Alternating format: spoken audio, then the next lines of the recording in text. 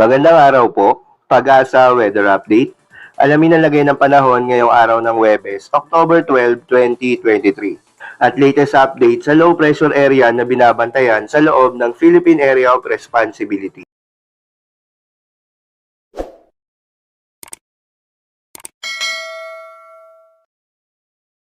Magandang umaga po sa ating lahat. Ngayon ay araw ng Huwebes, October 12, 2023 at narito ang magiging lagay ng panahon para sa buong maghapon at sa mga susunod pang mga araw.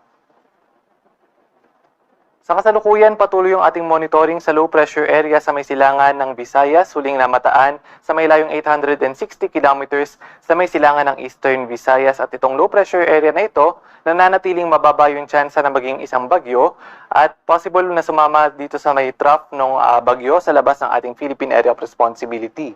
Update naman para sa bagyo sa labas ng PAR, si Bagyong Bolaven or Super Typhoon Bolaven ay huling namataan sa may layong 2,190 kilometers sa may silangan ng extreme northern Luzon. At sa mga susunod na mga oras, magre-recurve na ito papunta sa may southern Japan Sea at sa mga susunod na mga oras, magkakaroon nga ng interaction itong low pressure area sa loob ng PAR na hihilahin unti-unti itong si Super Typhoon Bolaven papalayo ng ating kalupaan.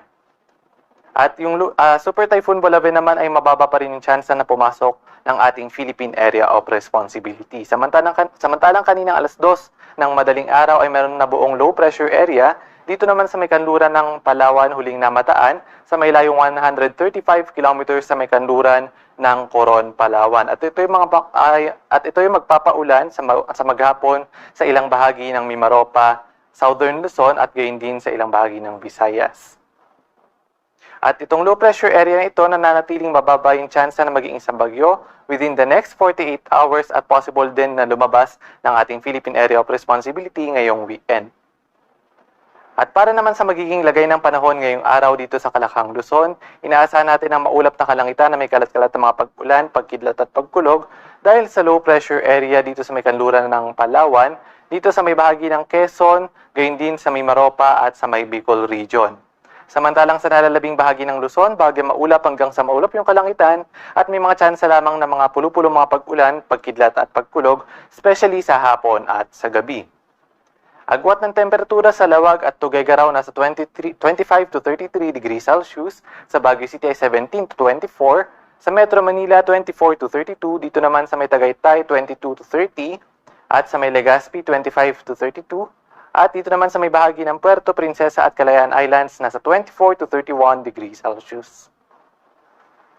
At para naman sa magiging lagay ng panahon sa Kalakang Visayas at Mindanao sa buong maghapon, inaasahan nga natin yung mga maulap na kalangitan na may kalat-kalat na mga pag-ulan sa may northern and eastern Samar.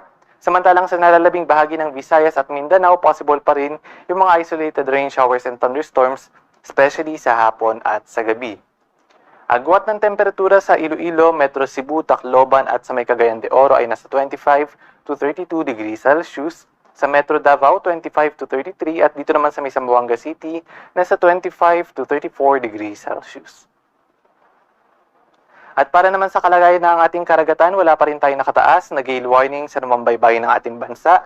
Banayad hanggang sa katamtaman lamang ng mga pag-alot ng mararanasan sa mga baybayin sa Central Luzon, Southern Luzon, Visayas at sa may Mindanao. Samantalang dito naman sa may Northern Luzon, inaasahan natin yung katamtaman hanggang sa matataas na mga pag-alon, kaya iba yung pag-iingat sa mga papalaot dito sa may baybayin ng Northern Luzon. At para naman sa kalagayan ng panahon sa susunod na 3 araw dito sa Metro Manila at sa mga major cities ng ating bansa, inaasahan natin na dito sa Metro Manila and most of the country ay magiging maaliwalas yung panahon dahil nga unti-unting lalayo yung low pressure area sa may kanluran ng Palawan at gayon din yung low pressure area na nasa silangan ng ating bansa. At sa mga susunod na mga araw, mga isolated rain showers and thunderstorms lamang ang maaaring maranasan sa buong maghapon. Agwat ng temperatura sa Metro Manila nasa 24 to 32 degrees Celsius, sa Baguio City 17 to 24, sa may Legazpi 25 to 32, Metro Cebu 25 to 32, at sa may Metro Davao naman ay 25 to 34 degrees Celsius.